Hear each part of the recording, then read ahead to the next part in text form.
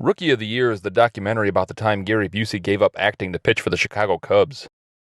The end result was deemed too frightening, so they cut about 90% of it, added a subplot about a child who can throw really fast, and marketed it to children. Probably a smart move in the end. Right off the bat, we have severe editing and continuity issues. I mean, a fly ball is hit in what is clearly Wrigley Field, and then Rowengartner makes the grab! Henry catches it? Yeah, watch that again. Look. The dude's like in an alley or some shit. He's not in Wrigley Field at all. Also, Henry isn't playing for the Cubs at this point in the movie, dummies. More like rookie mistake of the year. Oh, I should write that down. Sunblock!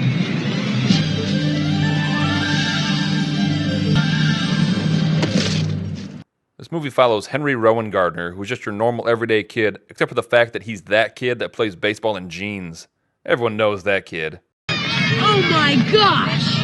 I can't believe they're letting him play. Henry is a terrible player. Even his best friends, who are still supportive enough to go to his game, can't believe that Henry gets to play even though there is literally no one else left on the bench. Let her rip! Throw in the cheddar! Come on, right in the kitchen! Come on! Get in the big, high, stinky... Did you shut up? Henry, even though this kid's a jerk, I have to agree with him here. Jerk! I got it! Henry? Lift up your hat, Henry. Henry! For f***'s sake, Henry. Maybe you're not cut out to be an outfielder. Maybe you should be a pitcher. She can see that her son wore jeans to his game, right? Laundry. Mom. Man, even Henry's mom treats him like a punk. So Henry's mom's been dating Jack for about 3 weeks, and you can tell he's going to be a villain right out of the gate. He just gives out a really strong date-rapey kind of vibe. Jack just looks like the kind of guy who would be arrested for putting a hidden camera in the women's restroom at a TJ Maxx. Oh, God, I can almost smell the Drakkar. At recess, one of Henry's classmates wants to humiliate him by making him try to catch a fly ball. Just dropping it would have been bad enough, but Henry likes to take what could amount to a mildly embarrassing situation and just ramp it up to falling ass over tea kettle levels of mortification. Didn't you always hate it when you spent the night at a friend's house and the next day their mom had to take you with them to run errands because your mom wasn't picking you up until 3? Oh! Butt!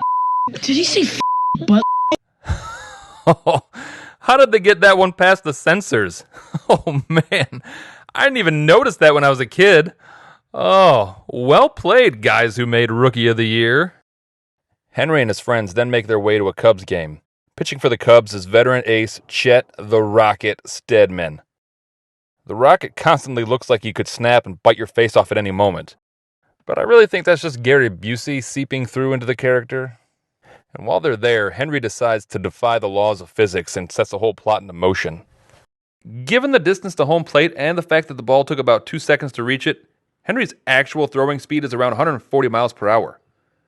We won't even get into the fact that his line drive throw is seemingly not affected by gravity whatsoever. Alright, we'll get into it a little bit.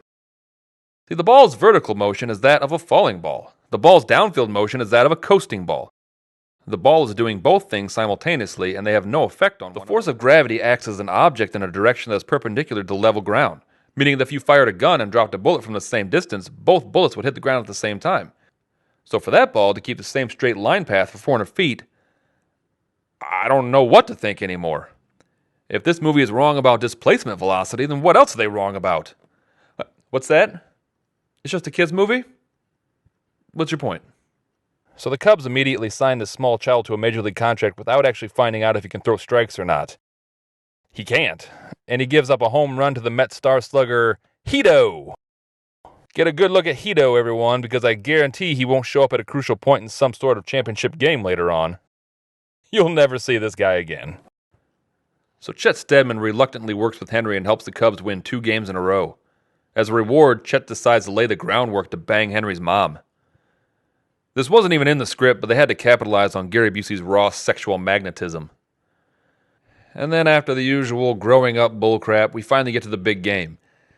Chet gets a start even though he's been grimacing in extreme pain after every single pitch all season. I'm gonna take you out! Give me one more.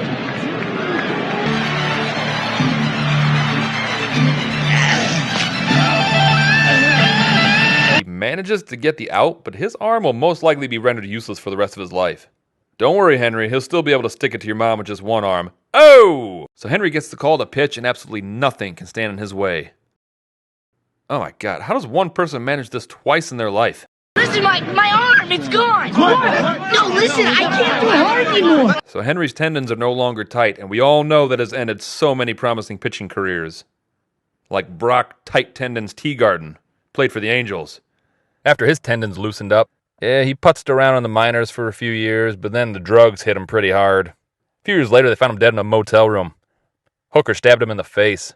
Rest in peace, Brock. Okay, so this tiny child who could only pitch through some fluke has lost all ability to pitch fast. So they still keep him in there? You know, earlier we saw about 5 pitchers in the Cubs bullpen, but they still decide to stick with a rag-armed 12-year-old? That is a serious lack of confidence in your relief pitchers. So Henry has one more out to get, and oh man, I really hope it's not Hito. It's Hito. Oh, I knew it, but I was hoping it wouldn't be him also at the same time. Oh, his nemesis.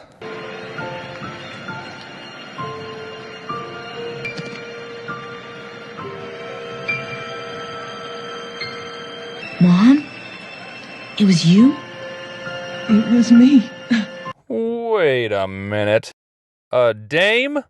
Playing ball? Huh. Now I've seen everything. So once again, instead of pulling this adolescent and having an adult finish the game, they leave Henry in to pitch. And the Cubs miraculously win, and Henry goes back to his former life, but not before a ridiculous twist ending. How the hell did the Cubs manage to win the World Series? You know, Chet Steadman will be lucky if he ever regains feeling in his right arm. And the entire Cubs bullpen has been inactive all season to make way for their freak of a closer. You know, in a movie about a child that can throw a baseball at roughly half the speed of sound, I have to say that this is the least plausible aspect of this film.